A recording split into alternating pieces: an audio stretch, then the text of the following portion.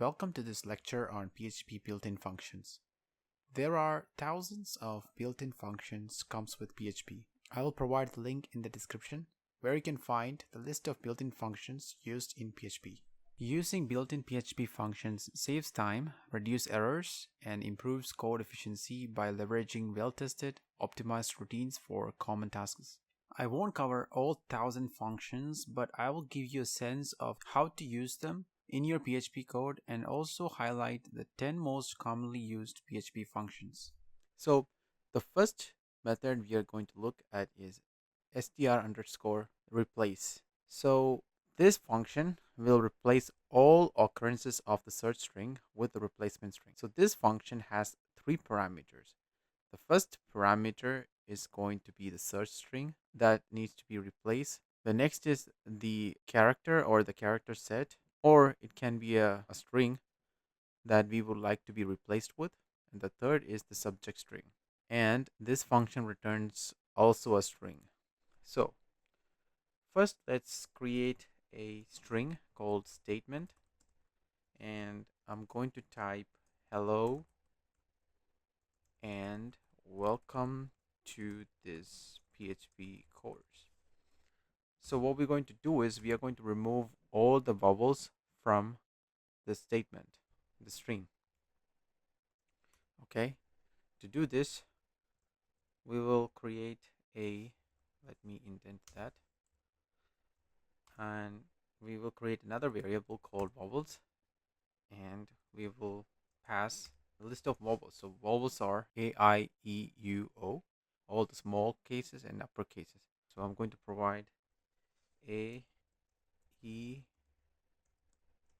I, O, U, and then we will provide the uppercase. So A, E, I, O, U. So that's our vowel character set. And next is we will replace all the vowels from the statement with a blank character. So blank character is nothing.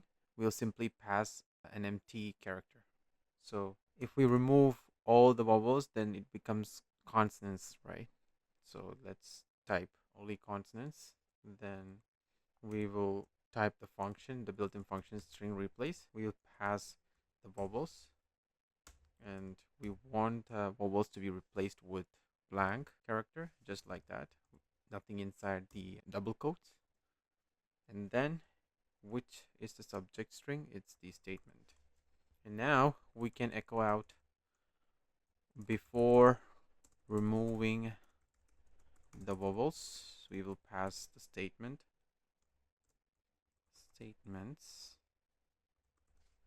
and then we will add a break tag, and we will add after removing the vowels,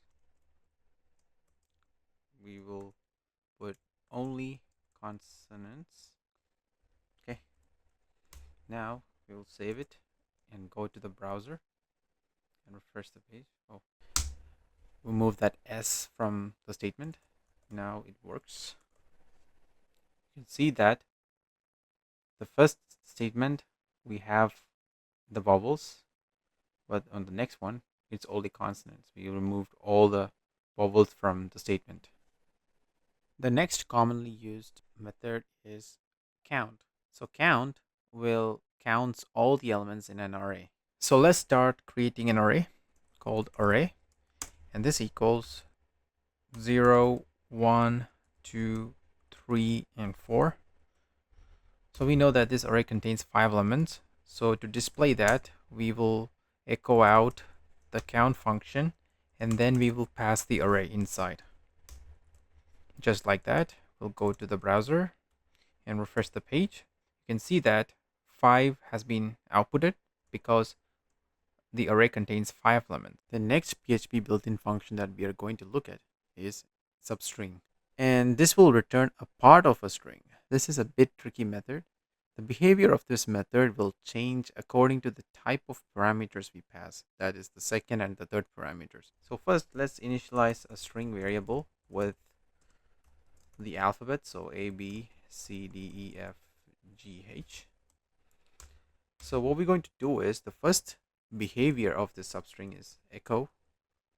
Let's print out the substring. So this will return a string.